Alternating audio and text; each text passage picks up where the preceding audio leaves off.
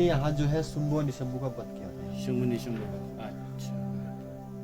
बाकी यहाँ पर जो है स्वामी विवेकानंद जी ने तपस्या की यहाँ पर, आपको पता ही होगा। हाँ वो लिखा हुआ है। तो यहाँ उनकी गुफा है नीचे। नीचे वो जो मैं देख कर आया हूँ बिल्कुल, फिर 2 पत्थर के नीचे वो जो ये बैठने गुफा का सीधे जो है नदी में निकलती थी 2 किलोमीटर नीचे, अंदर ही अंदर। अंदर ही अंदर। अब तो बंद कर दी गई है ना। अच्छा अच्छा अच्छा। अंदर ही अंदर ये गुफा वहाँ निकलती है। अच्छा।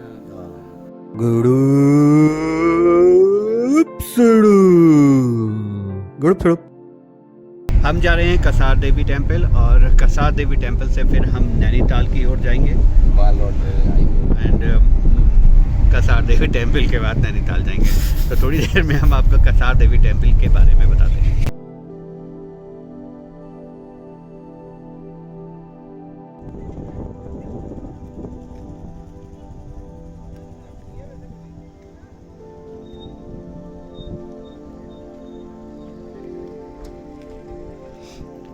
सो यहाँ से है कसार देवी का टेम्पल। हम लोग जागेश्वर से कसार देवी टेम्पल के लिए आए हैं। थोड़ा ऊपर चढ़ना है सीढ़ियों से, और वो ऊपर टेम्पल है। ये टेम्पल भी बहुत प्रसिद्ध है, देवी का टेम्पल है। स्वामी विवेकानंद और कई पश्चिमी साधक यहाँ पर आके पूजा करते थे। स्वामी विवेकानंद ने तो यहाँ पर आके साधना भी करी थी कई वर्षों तक।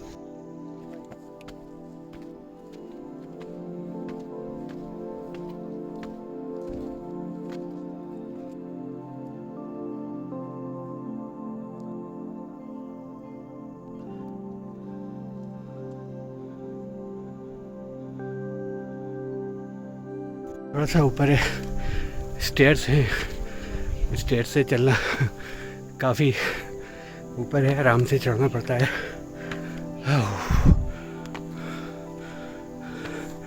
बट ये मंदिर बहुत प्रसिद्ध है। पूरे अल्मोड़ा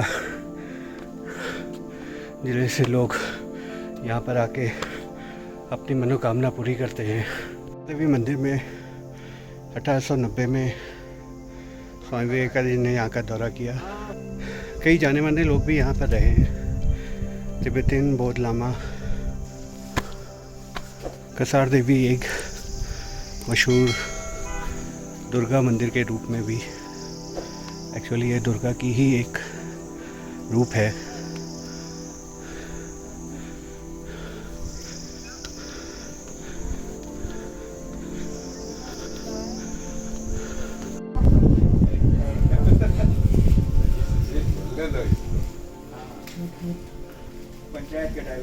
फेमस है। आपको अपनी इच्छाएं, जो मनोकामना है वो पूर्ण करने के लिए आप यहाँ पर आइए, घंटी बांधिए और अपनी इच्छा कसार देवी के सामने रखिए, माता कसार देवी के। आपकी सारी मन्नतें जो हैं पूरी हो जाएंगी, ऐसा ये कहा जाता है।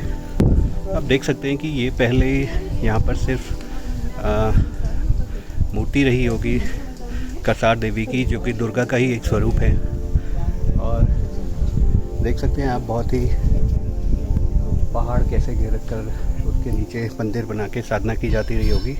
ये कंस्ट्रक्शन तो बाद के होंगे, बट असली जो मूर्ति है वो यहीं पर खुली रखी होगी और यहाँ पर साधना करने आए होंगे लोग। विवेका जी ने भी यहाँ पर आके 1890 में साधना करी थी कई वर्षों तक।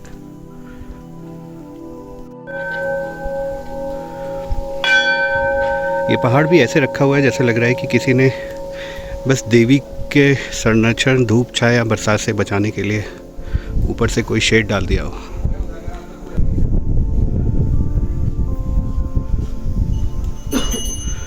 बहुत ही सुंदर और मनमोहक दृश्य है, प्रकृति की गोद में बिल्कुल।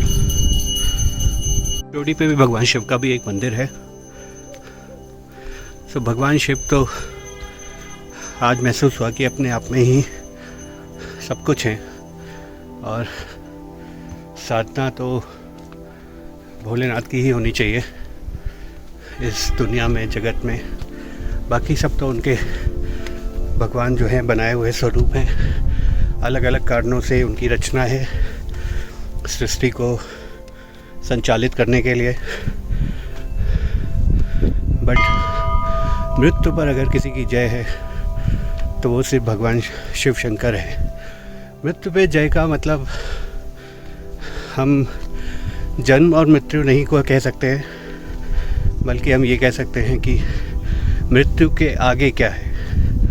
अगर आपको उसको जानना है तो भगवान शिव शंकर को जानना बहुत ज़रूरी है। पहाड़ों के नीचे कटाव और उसके नीचे जो ये जगह बनती है, यही जगह जो होती है वो प्राचीन साधु सन्यासियों के लिए बहुत ही अच्छी उम्दा जगह होती है।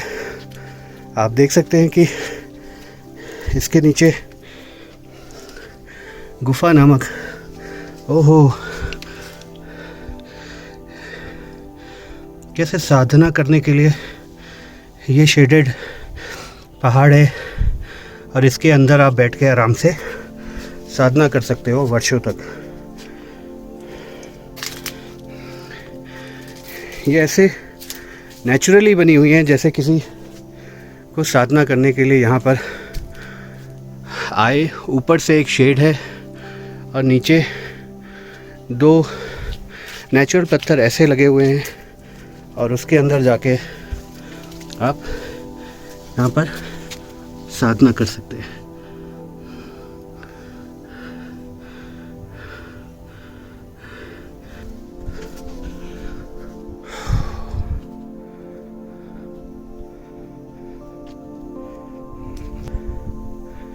बहुत ही बढ़िया लोकेशन पे है ये मंदिर। ऐसे लग रहा है चारों तरफ प्रकृति ने जो है बिल्कुल एक ऐसी जगह बनाई है साधना के पर्पज़ से। और आप देख सकते हो पीछे हिमालय के पहाड़ भी नज़र आ रहे हैं। मैं आपको थोड़ा और ऊपर चल के दिखाता हूँ।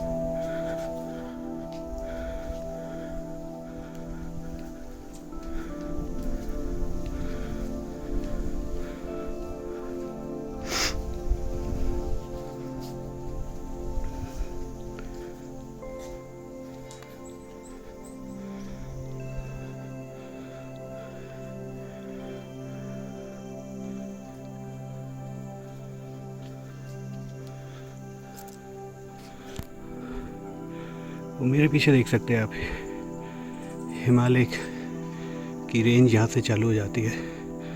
एक तरीके से कह सकते हैं कि आप भगवान शिव के हिमालय के क्षेत्र में डायरेक्ट कनेक्शन है। आप यहाँ से भी उनसे कनेक्ट हो सकते हैं, उनके साथ रह सकते हैं। कितनी शांति है यहाँ पर। ऐसा अनुभूत हो रहा है कि काश मैं इतना परिपक्व हो जाऊं और इस साधना में कुछ साधना कर सकूं। अंदर जाके देख, मैं तो गया था अभी। मतलब मेडिटेशन करने के लिए सच में यार बड़ी कमाल की जगह है। ये खाते पीते कैसे रहे होंगे? यहाँ पर कोई फल फ्रूट या इस तरह की चीज़ तो दिखती नहीं है।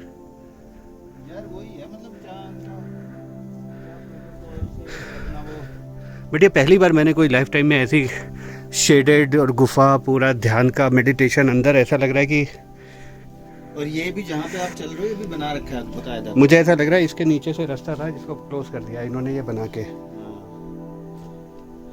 बट कैसे अंदर अंदर आदमी को डर नहीं लगता होगा कि अंदर अंदर नदी तक कैसे पहुंच जाएगा?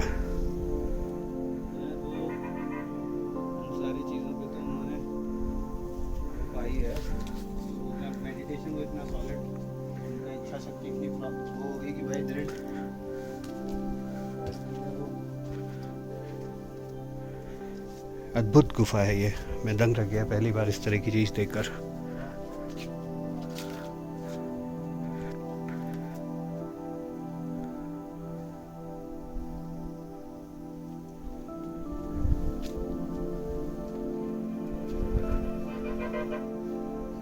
ने बंद बहुत पहले कर दी होगी। अच्छा, तो पंडित जी हमारे हैं, ये यहाँ की देखभाल करते हैं। पंडित जी बता रहे हैं कि यहाँ से इस गुफा से नीचे पूरा नदी तल तक पहुंचकर साधु सन्यासी होते थे, वो अपना दैनिक कार्य या नहा धोकर आके फिर से इसमें साधना में लीन हो जाते थे। और बहुत ही प्यारी जगह है। ऐसा लग रहा है कि ये जगह सिर्फ मेडिटेशन के लिए ही बनी गई है।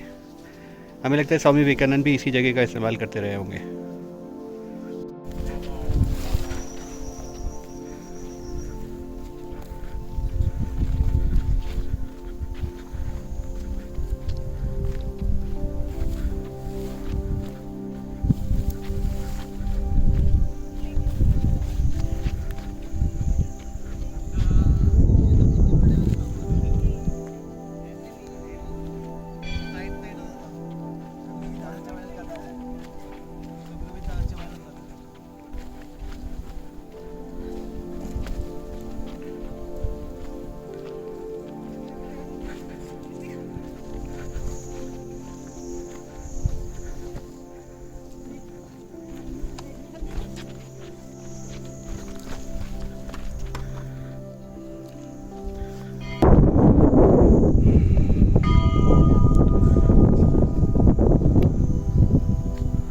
बहुत ही अद्भुत है ये जगह।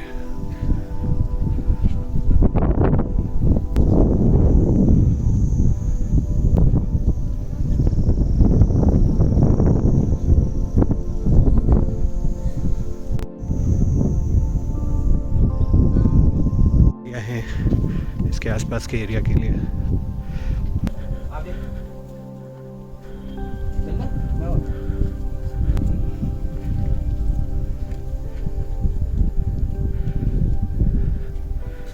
पर शुंभ निशुंभ जो राक्षस थे उनका वध किया था लोक कल्याण के लिए।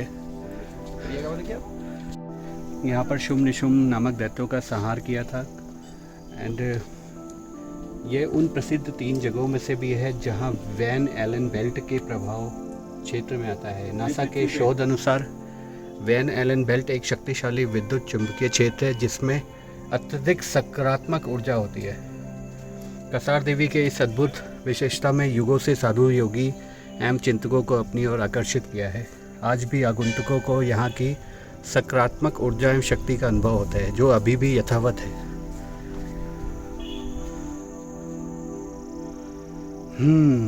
तो यहाँ आना पड़ेगा अगले अध्याय में। दूसरी अदर जो ये पॉजिटिव क्षेत्र है वो है माचू पिच्चू इन पेरू में and Stonehenge in England, both ancient spiritual sites. The unique distinct of Kasar Devi has attracted sages, mystics and yogis through the ages, and visitor today can experience the positive energy and serenity which has remained undiminished. So, there's one of the 3 places in all over the world जहाँ पर ये positive energy है। And we are lucky कि कसार देवी में भी ये एक क्षेत्र है, मैग्नेटिक पॉइंट है। इसीलिए सारे साधु सन्यासी यहाँ पर तप करने आते हैं। एक मैग्निफिशेंट कॉस्मिक एनर्जी है यहाँ पर, उसका फ्लो है जो शायद नॉर्मली आपको फील ना हो, बट अगर आप मेडिटेशन करते हैं या किसी तरह की भी एनर्जी से ब्लेस्ड हैं तो, और या आप आगे बढ़ना चाहते हैं इस क्षेत्र में, तो यहाँ पर आके अपना एक्सपीरियंस करिए। समय लीजिए, 2-3 दिन 4 दिन मेडिटेशन करना चाहिए, तब शायद may be an ordinary man can feel the blessings of that cosmic energy. But मैं यहाँ तक पहुँचा हूँ और ये ब्लेसिंग्स है, ये हमारे प्लान में बिल्कुल भी नहीं था और उसके बावजूद भी हम यहाँ तक आए हैं। दैट मीन्स इसका मतलब है शायद हम यहाँ पर पहुँचने के लिए बाध्य थे या डेस्टिन्ड थे उस चीज़ के लिए, क्योंकि हमारे प्लान में बिल्कुल भी नहीं था और हम लकली या डेस्टिनेशन के थ्रू यहाँ तक पहुँचे, शायद कुछ बेहतरी के लिए।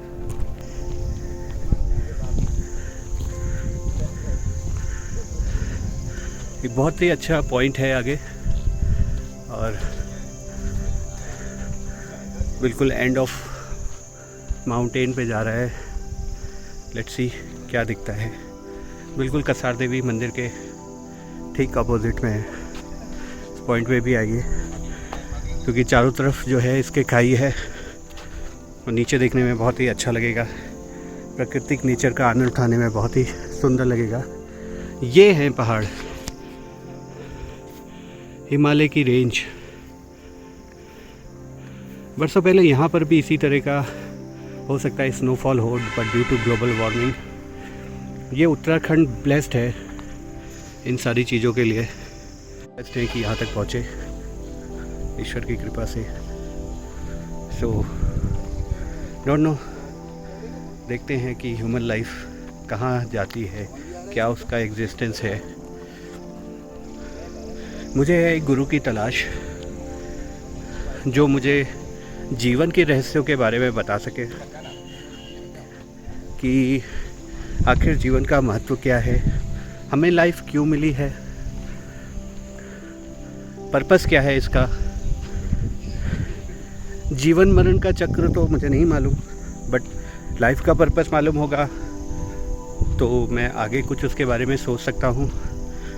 मैंने योगिक क्रिया पढ़ी स्वामी विवेकानंद उनकी, योगानंद जी की, तो मुझे पता लगा कि मेडिटेशन ही एक ऐसी साधना है जिसके थ्रू आप अपने गॉड से कनेक्ट हो सकते हो, कॉस्मिक एनर्जी से कनेक्ट हो सकते हो और जीवन के असली पर्पस को आप जान सकते हो। पर्पस आई डोंट नो, मैं भी अभी दुनिया की उस विधि विधान में डूबा हुआ हूँ जहाँ पर मैं बचपन से बड़ा हुआ, पढ़ा लिखा, अब नौकरी कर रहा हूँ और मेरा एक बच्चा है प्यारा सा, उसकी देखभाल, उसकी केयर, उसके बारे में, और एक वाइफ है, हाँ एक ही वाइफ है एक्चुअली। सो यही अभी मेरे जीवन का मोटो है कि उनका ख्याल रखना, उनकी प्रोग्रेस का ख्याल रखना, बच्चे की जीवन को बेहतरीन बनाना, बेहतरीन इन द सेंस कि किसी कंपटीशन में ना दौड़ा के उसे जीवन का महत्व समझाना, जो मेरी लाइफ का एक टारगेट है। जिस चीज़ को मैं बहुत देर में जाना हूँ, मैं चाहता हूँ कि वो अपनी कर्मों और को पालन करके धर्मों को भी जाने, जो कि मैं भी यही कोशिश कर रहा हूँ। कर्म धर्म सोचने में तो बहुत सिंपल लगते हैं, बट जीवन के लिए वो क्या है, कितने डीप में है, मुझे उसकी जानकारी शायद और पुराणों से लेनी पड़ेगी, लोगों से जानना पड़ेगा, ऐसे लोगों से मिलना पड़ेगा जो मुझे इसका महत्व समझा सके।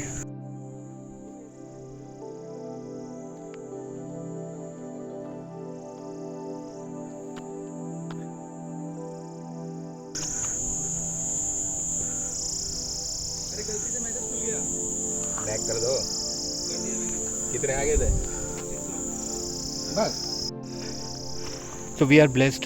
मैंने 3 चीज़ों को कवर किया, 3 चीज़ों के दर्शन किए, कवर कहना गलत है, दर्शन किए, जैसे कि कैची धाम, बाबा नीम करौली के दर्शन, फिर जोगेश्वर टेम्पल जहाँ से 12 ज्योतिर्लिंग का उद्गम हुआ है, और फिर देवी का टेम्पल जहाँ पर खुद देवी ने शुंभ निशुंभ का वध किया था। और ये पॉइंट जो है वो ग्रेविटेशनल पॉइंट ऑफ व्यू से दुनिया में सिर्फ 3 हैं, जिसमें से एक है, और यहाँ पर कॉस्मिक और पॉजिटिव एनर्जी का फ्लो बहुत ही तगड़ा है, आप उसे फील कर सकते हैं। दिया मेरा दामन रास्ते मेरी बाहें, जाओ मेरे सिवा तुम कहाँ जाओगे। वादियाँ मेरा दामन रास्ते मेरी बाहें, जाओ मेरे सिवा तुम कहाँ जाओगे।